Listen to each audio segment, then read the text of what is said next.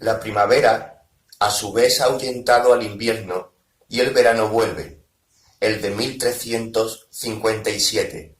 Para Nicolás Flamel, para su esposa, para todos los que componen su casa, la trama de los días está tejido de felicidad apacible y de trabajo sereno. Como para todos los franceses de este tiempo, la jornada está sometida al ritmo de los deberes religiosos. El siglo XIV iba a estar marcado por un esfuerzo de comprensión de la religión, por un deseo sincero de la mayor parte de los creyentes de ganar el cielo por medio de una disciplina más estricta y más vigilante. Hacia la mitad de este siglo es cuando aparece el libro de las horas que iba a asociar más estrechamente el creyente a los ritos en el curso de las jornadas. Para Nicolás y para Pernelle, más quizás que para otros, los testimonios que tenemos de su vida lo demuestran, la salvación del alma es su mayor preocupación. Todas las mañanas oyen los maitines como vecinos en Saint-Jacques-la-Boucherie. Flamel es también miembro de varias cofradías, especialmente de la de San Michel de la Capilla, del Palacio y de San Joan l'Evangeliste. No falta a ninguna de las oraciones del día, y menos aún a las fiestas solemnes y las ceremonias corporativas que jalonan el año de un parisiense, desde Navidad al Día de los Difuntos. El resto del tiempo está ampliamente ocupado por el trabajo. Puede pensarse que el escribano público, que es hombre de buen sentido y emprendedor, no ha dejado desde esta época de ampliar sus negocios con la ayuda del capital que le ha aportado en dote Pernelle, su mujer. Sin duda alguna, tiene medios para comprar numerosos manuscritos, para esperar momentos propicios para volverlos a vender a una clientela de aficionados, de eruditos. Su casa de la calle de los Marivaux es, por otra parte, bastante espaciosa para albergar varios oficiales y obreros. Esta prosperidad comercial, que parece indiscutible a cualquiera que estudie la vida de Flamel, no le conduce por el camino de la extravagancia. Reflexivo y ponderado, de gustos sencillos, va siempre sobriamente vestido y los gastos excesivos parecen desterrados de su existencia cotidiana. El sueño de una noche del verano de 1356 está bien olvidado. Durante algún tiempo ha retenido la atención del escribano público como uno de esos fenómenos oníricos que nos causan durante algunas horas, a veces hasta algunos días, una impresión pasajera de malestar. Por esto, cuando un desconocido le propone venderle un manuscrito de aspecto tan curioso como venerable, el escribano público no le atribuye una importancia particular. La transacción aflora tan poco de la rutina que ni siquiera piensa en preguntar su nombre al vendedor. No poseemos de él ningún dato. Repito, no poseemos de él ningún dato. Asimismo, la suma ajustada no es el de que confiera a una compra un valor considerable. Asciende a 2 florines. Por otra parte, él había de precisarlo bastantes años más tarde, en un libro de las figuras hieroglíficas. La persona que me había vendido este libro no sabía lo que valía, lo mismo que yo cuando lo compraba, y añade, yo creo que había sido sustraído de los miserables judíos o encontrados escondido en alguna parte de los antiguos lugares donde tenían sus viviendas. Con esta hipótesis, Flamel expone la singularidad del objeto cuyo contenido es incapaz de leer. Nuestro comerciante conoce muy bien el latín y el francés, naturalmente, pero la lengua en la que el libro está en parte redactado no es ni una ni otra.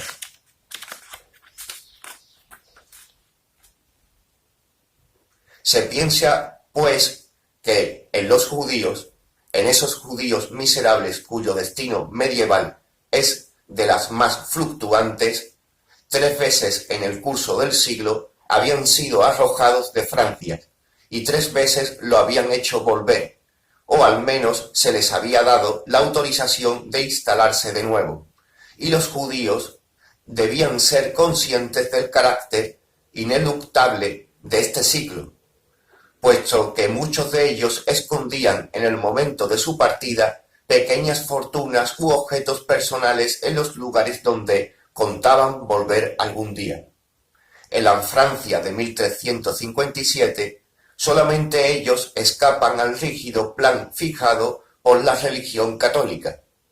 De ahí la tendencia general a rodear su lengua, su origen oriental, en una aura temible de misterio.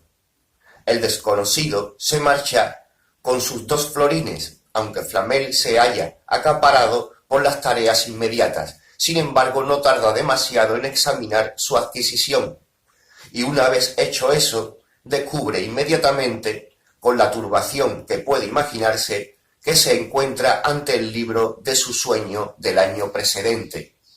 Es aquel, sin ninguna duda, el manuscrito que el ángel le había tenido, y que se había desvanecido cuando él iba a tomarlo. Flamel lo ha escrito con precisión. Era dorado, muy viejo y muy ancho. No era de papel o pergamino, como son los demás, sino que estaba hecho, según me parecía, solamente de delgadas cortezas de tiernos arbolillos. Su cubierta era de cobre bien fino, grabada toda ella con letras o figuras extrañas, las cuales yo creo que podían ser caracteres griegos o de otra lengua antigua semejante. Yo estaba seguro de no saberlas leer y también de que no eran notas ni letras latinas o gálicas, porque de esos entiendo un poco. En cuanto al interior, sus hojas de cortezas estaban grabadas y con gran industria escritas con una punta de hierro y bellas y muy claras letras latinas coloreadas. La extraña obra no tiene título, como suele ser corriente para un libro. En cambio, en la primera hoja hay un frontispicio que es también una dedicatoria. Abraham le Juif, príncipe preste levita, astrólogo y filósofo, a la raza de los judíos, por la ira de Dios, dispersada en las Galias, salud de punto y punto. Este apóstrofe está escrito en latín, en letras capitulares y doradas. Hasta este momento no ha habido ningún problema en la vida de Nicolás Flamel, quizás uno de los conocimientos algo más extensos que los del común de los mortales, y podríamos incluso decir que una cierta erudición le había abierto el espíritu, aportado alguna experiencia más amplia que la de la gente mayor parte de sus contemporáneos. Su cultura, sin embargo, no sobrepasaba el marco preciso de la moral y de la filosofía cristiana de su época. No está en modo alguno preparado para asomarse a los abismos insondables de una civilización extranjera. Imaginemos, pues, sin esfuerzo, la fascinación que el libro de Abraham Juif pudo ejercer sobre un espíritu empero curioso.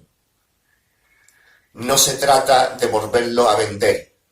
El precioso libro se convierte en el más singular ornamento del tenducho del librero.